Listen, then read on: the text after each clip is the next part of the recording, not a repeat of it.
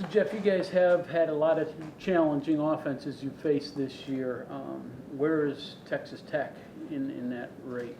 Right up there at the top, 100%. They're an efficient unit.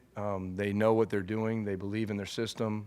They formation you. They tempo you. They use the field all the way across. You got to defend all 53 yards across, and they take their vertical game.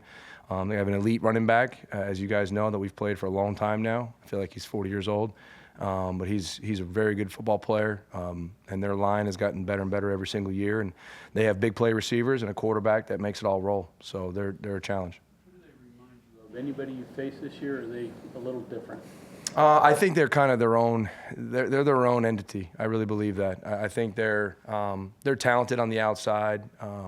I think that over the time of the season, you can see they've kind of, it's been the same offense all the way through, but they've found their identity as it has gone, and they've made adjustments from week to week. Obviously, they're not undefeated. They've had some tough games, just like many people have, but you can see how they've progressed out of those learning experiences. What are the unique difficulties that a tempo team presents to a defense?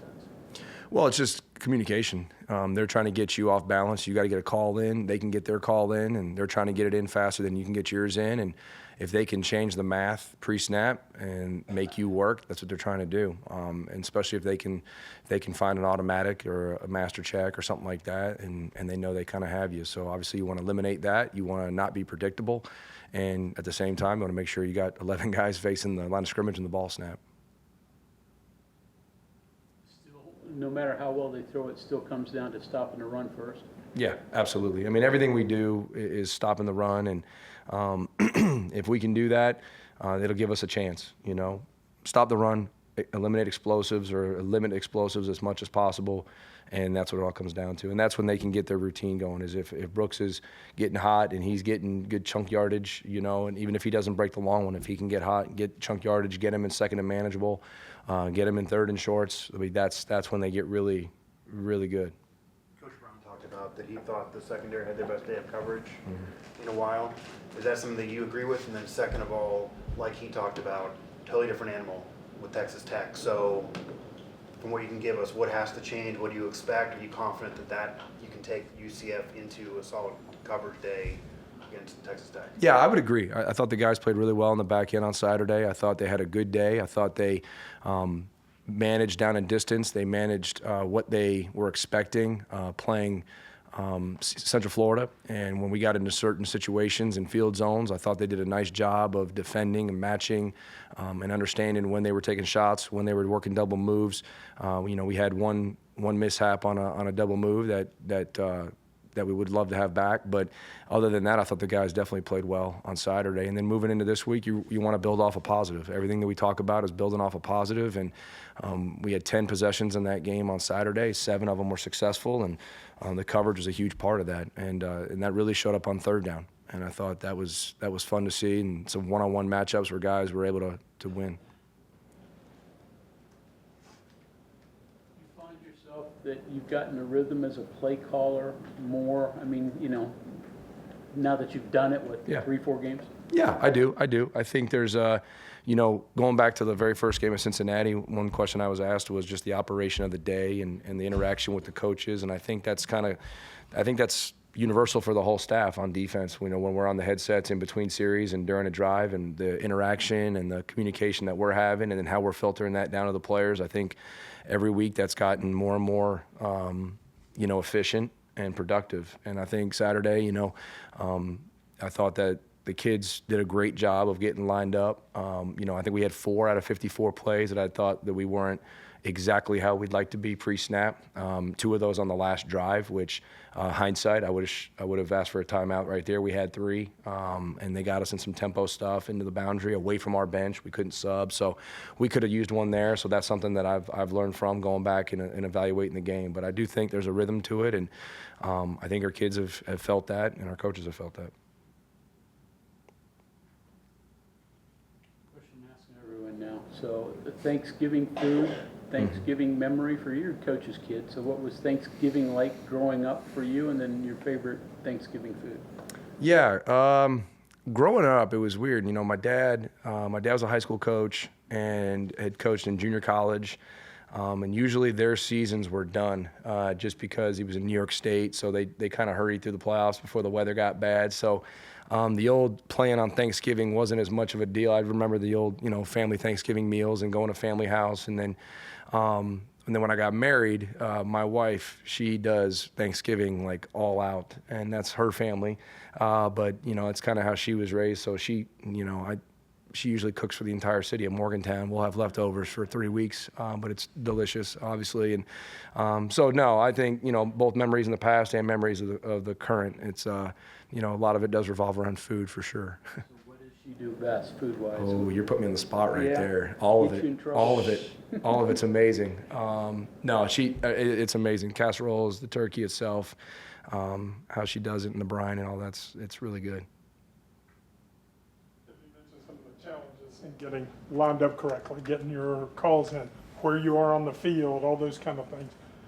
How much time do you actually have from the end of a play? Do you think it gets Texas Tech to consider all those factors and say, okay, we're subbing, we're not, here's the play call, signal it in? And then secondly, does that affect you saying, hey, we just got to go base here because we got to get lined up and not be, Yeah, absolutely. Yeah, they're going to limit your substitutions 100%. Now, obviously something that, through the rules, if they substitute, they allow you to substitute. So we're always going to take advantage of that whenever we can.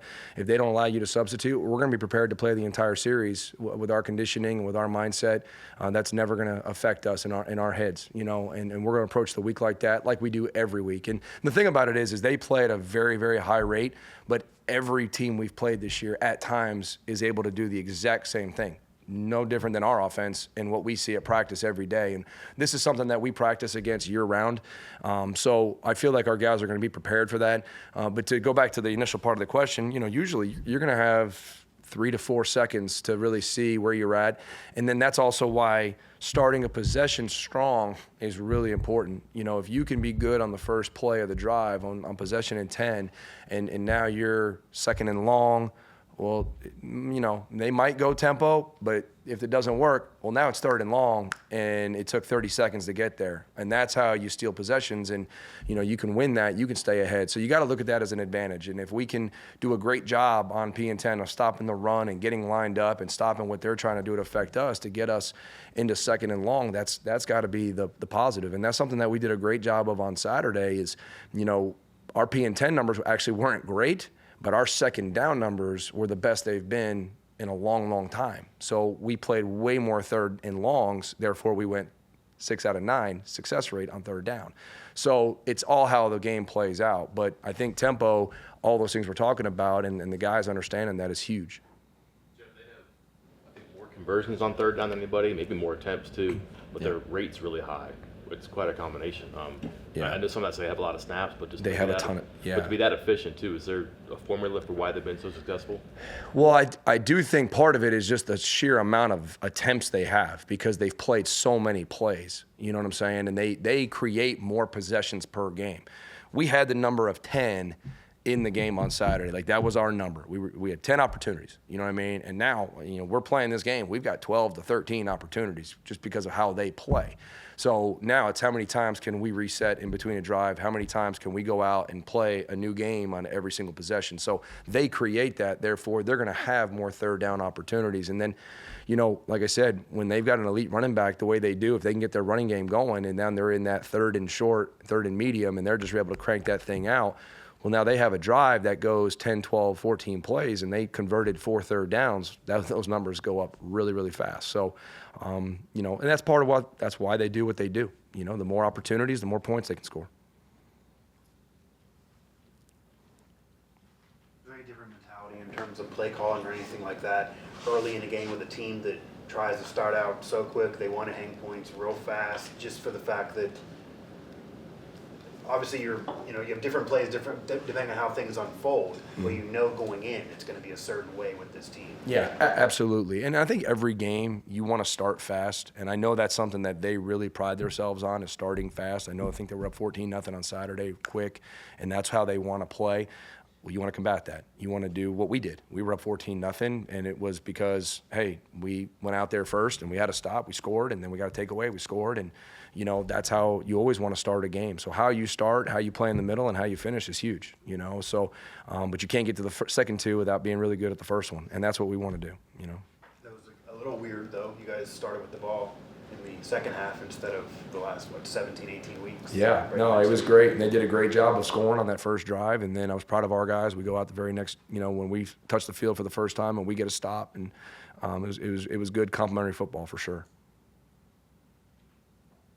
Okay, anything else for Coach?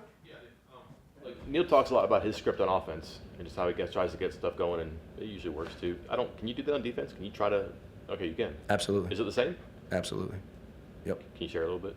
Yeah, I mean, you know, everything you do on defense, you know, it goes back to what you said. You're going to have so many P and 10s. You're going to have so many third downs. Now, all the plays in the middle is kind of the flow of the game. You know what I mean? But you want to be very, very smart on third down, on P and 10, on what you're showing, what you're setting up. Same thing, you know, when you get to third down, what have you shown? What have you set up? And what has been successful? You know, what do you think you might have an advantage on schematically right now that maybe they're not adjusting to as quickly as you thought they would have? So as you go through and you game plan, it's no different than an offensive coordinator. The defensive coordinator is trying to set up certain looks, whether that's fronts, whether that's coverage, whether that's disguises. There's a lot that goes into it, and I think our guys have done a really good job over the course of the season of building into that and buying into that. Same note, was it weird starting the game on defense Saturday? Did that throw any script out the window at all? No, I mean, your first possession's your first possession. It was kind of weird, you know, hearing that kickoff return was up first, you know, but it's kind of surprising because I'm not even looking at the coin toss. I'm focused on something completely different at the time, so I was probably a little surprised. But no, I thought it was an awesome. Like I said, it was great to see the guys because no one expects that just because of the way the last how many games was it? I can't remember in a row. How many? 18, 17 in a row. So nobody expects that, but nobody batted an eye. And that was cool. That was fun to watch for our guys. Okay, thank you very much, Coach. Yep.